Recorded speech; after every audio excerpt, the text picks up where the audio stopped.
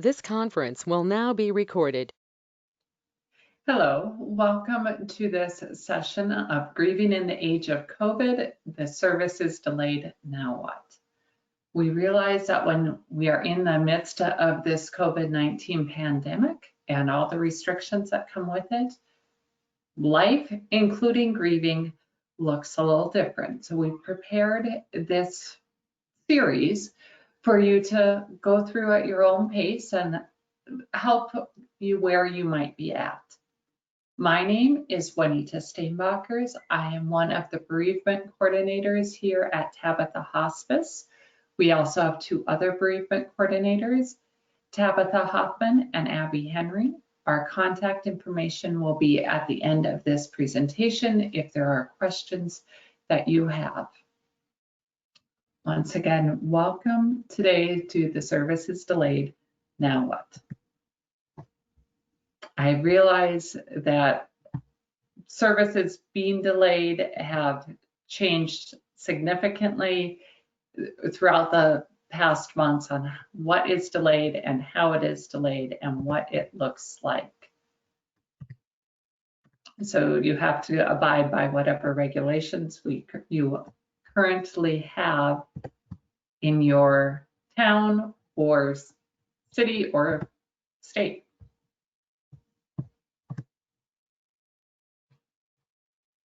We grieve many different things. Mostly we think about grieving the death loss, and simply put, we think of it as just the death and that loss. We often forget about the fact that that person played multiple roles in our lives. So we are grieving those roles in our lives. We also are grieving the fact that we had plans to spend more time with them or expectations that they would be at a certain family event. And all of those plans and expectations are also things that we grieve during this time, in addition to the death loss. And besides grieving someone that we've lost through death, we grieve many different things. We normally think of grief as simply grieving the loss of someone that we have lost due to death, and that sorrow and sadness surrounding it. Mourning is often that outward expression. So grieving is what we feel inside, and mourning is the outward expression of our grief.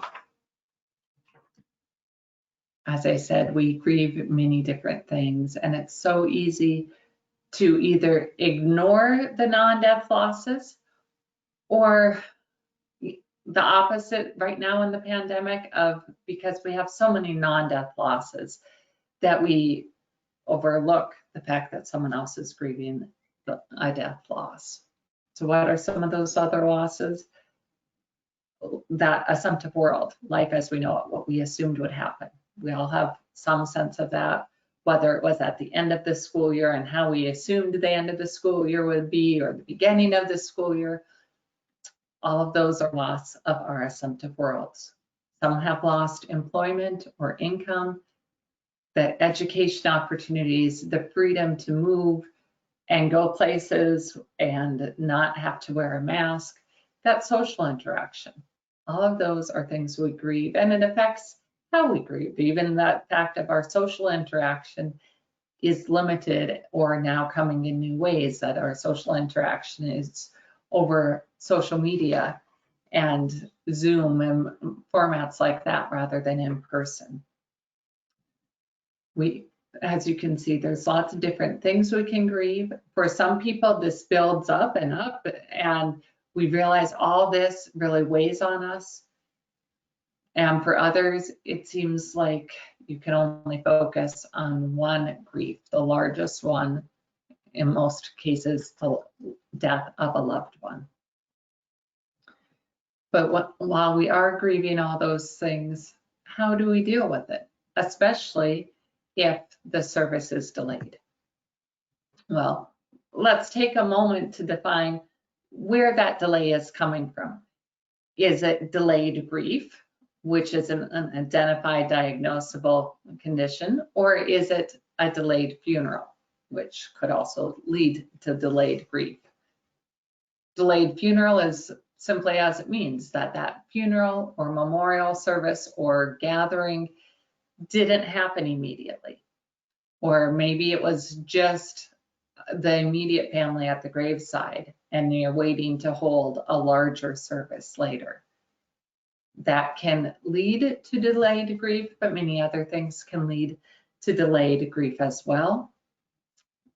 Simply put, delayed grief is when we don't feel we can grieve and mourn fully.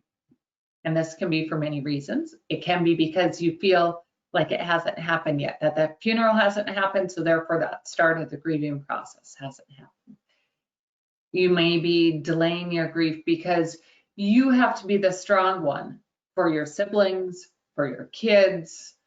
You have to get through the funeral before you can grieve because you are the strong one. So you don't allow yourself to grieve.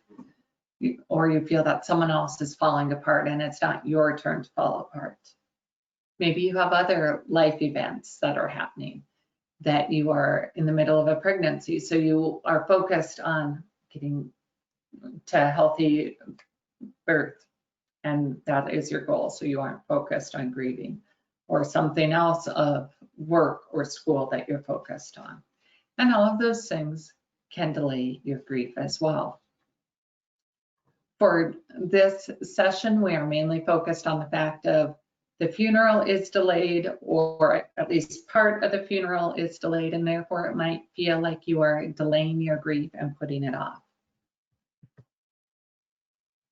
The symptoms of delayed grief are much like grief itself, but you might not identify it with grief because you can't really identify where some of those emotions are coming from. It may hit you all at once several weeks later. And then it will feel like that immediate grief. It's just that instead of grieving from the moment or the next day after hearing of the death, you're grieving 2 weeks or 2 months later. Headaches, irritability, aches, pains, anxiousness, mood swings, feeling numb or apathetic of, oh, I just don't care. That's all normal delayed grief reactions. And as soon as I say normal, I also want to put that caveat in that it's worth bearing in mind that everyone grieves differently. We can say, oh, yes, that's normal. I know other people that have experienced the same thing, but how you experience it, the intensity, the other emotions that come up, it's different. You are different. Your relationship was different. Siblings won't mourn the loss of a parent in the same way, just because of those differences. And it's okay. It doesn't mean that you can't grieve together or share some of the memories or still say, I understand in some ways, but saying exactly, I know exactly how you feel isn't usually true in grief. But it does help to know that others can understand part of your story. And as we try and feel like others are understanding part of our story, we typically start that at that funeral. When we go with other friends and family and have this ritual or ceremony as a way of saying goodbye. It has been said that funerals aren't for the dead, they're for the living to start their grieving process. For the close family members who are planning the funeral, that grief often starts beforehand, but once again, sometimes because you're trying to get all the plans made, you're delaying grief until later. But we're in the age of COVID-19. Things are changing all the time. Ritual and ceremony was put on the back burner for many months. So you may be waiting to have your funeral, or termed now often as a memorial service when it's months later. Or maybe you had that immediate funeral, but it didn't seem satisfactory because you had that funeral, but there was 10 or 15 people there instead of all your extended family or all their friends. And everyone's saying, oh, I'll miss them, and sharing other memories. So we go to funerals, and that's the start of one ritual that many of us know, but that doesn't mean that just because you didn't have the funeral that you can't use ritual to help you grieve right now. Alan Wolfelt, a grief counselor and educator, says, I know that ceremony helps mourners through the early days and weeks of their grief and can also support their healing in the months and years to come. Funerals are for the living. When funerals are personalized and rich in elements that are meaningful to friends and family members, they help mourners set off on a healthy mourning path. But if you couldn't have an immediate funeral because of the pandemic, or if the ceremony you were able to have felt incomplete or unsatisfactory, I want you to know that you can still use ceremony to help mourn this death. So how exactly can we do that when all of our ceremonies seem different than what they would normally be? Well, think about how important ritual and ceremony are, whether it's wedding or baptism or any celebration, that it marks that new stage that you're in and that it's something to be shared. We normally have some rituals that are familiar in all of our funerals. So find new ways to mark some of those same rituals and to show that you are going to miss that person, to be able to share memories. Now, at a traditional funeral, we would listen to the eulogy and hear the highlights of that person's life. Maybe you can't go to the funeral, but we can do other ways of presenting a eulogy. It could be written up and shared with family, whether in letter or email. It could be given over a format such as Zoom, that the families can share their stories and share their eulogies. Invite friends so that others can hear it. Sometimes you see or hear another side of the person as other people share. And even if you aren't able to talk and share the eulogy or your memories, hearing other people share the memories helps you start to think about your own memories and process them and just move along in the process of grief. As we come together at a funeral or online or out in someone's yard, we are letting them know that they aren't alone in their grief. But we do have to come up with a few of those creative options, which we are getting better and better at. That it might not be that normal funeral. You might be moving to a celebration of life service, that memorial service months later. It may be a smaller service that is live streamed or recorded and then shared later. It could be a virtual service. It could be just a virtual gathering of family members where you are saying, let's all make a favorite dish or a cultural dish and eat and visit and share memories virtually. There are different options of doing a drive-in, drive-through service, or where you could say, I'm going to be at the funeral home, I'm going to be at the graveside or at my house. Please drive by with your condolences. Even if they don't stop and offer words, they could drop a card, they could wave. You see that support. You could, if everyone is local, you could leave a basket on your porch for them to give cards or memories. Encourage people to share memories. Really, your options aren't limited. We just have to think in new ways of having the ritual of sharing with others what our loved one meant to us. There is no right or wrong as we talk about ritual. It's really what works for you. And I also want to say, for some people, there might have been a funeral, but you weren't able to travel there because you were in another state and there were travel restrictions. So if you weren't able to watch that funeral service in some way, via Zoom or some recording, you might feel you need to do some ritual at home. And it may not be the same funeral service. Maybe it will be an interment or scattering of the ashes later. Maybe it's planting something in memory of them and sharing a prayer and sharing a few memories. That you can have these multiple rituals to make it meaningful. I've also talked to some people where their loved one died a few months ago, but now it comes up on their birthday. Well, think about a way that you can honor them and remember them on their birthday. Maybe now is the time that on their birthday you can gather as a slightly larger group and have that ritual. If you're in person, you can light a candle, even over Zoom. I know that some people have lit the candle, so every screen has a candle to remember their loved one, or wear their favorite color, or if they were a sewer, a piece of clothing or a quilt or something that they made. There's lots of different ways that you can make it personal and share what they mean to you.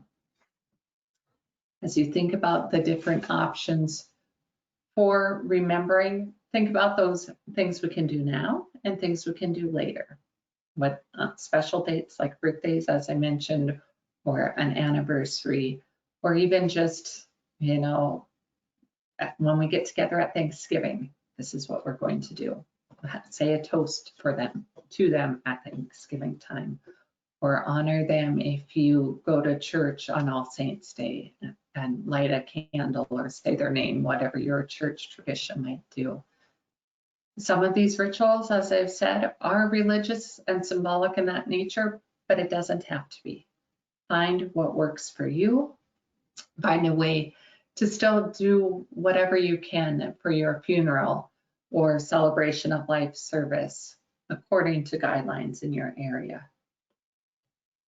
There's also options if you're doing the graveside service, but not everyone can get out, if they can line the outside of the cemetery so you can see people in their cars. And once again, you're seeing the number of people coming out to support.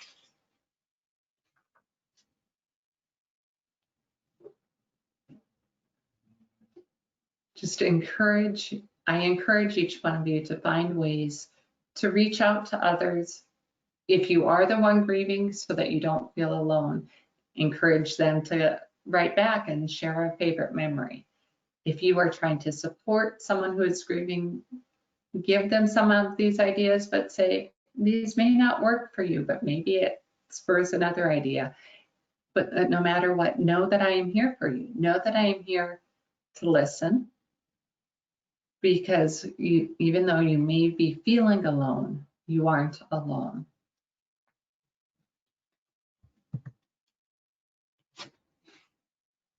This is a quote that I found about what the pandemic means for grief.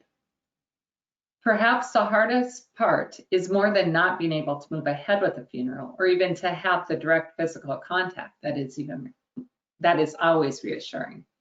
The most challenging may be the fact that this personal loss is taken in the midst of a larger universal loss. And that's what I was getting at the beginning too, of some people will feel like because it's in the pandemic, it weighs on them so much more.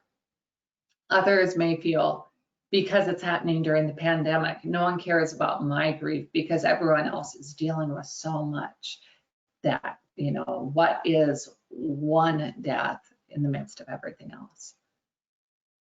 But we have to acknowledge that no matter what is going on around us, no time is necessarily a good time because you're still going to miss your loved one no matter when that death happens.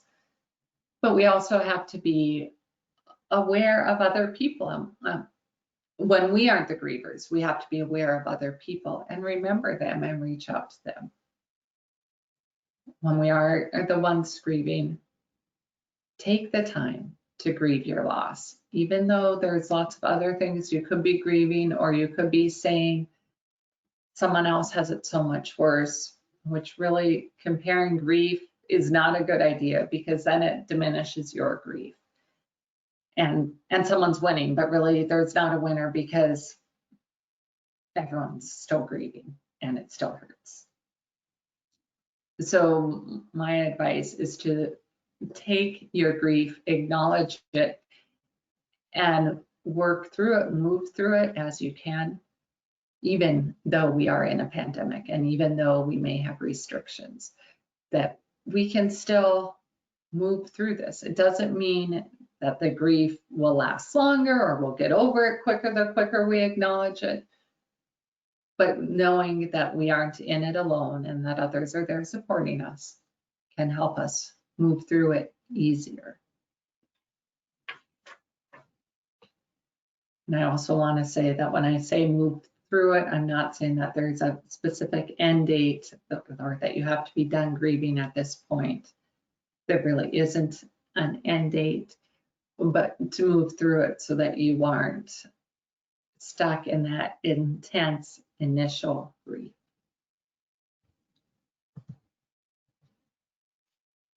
Grieving is not meant to help us get over what happened.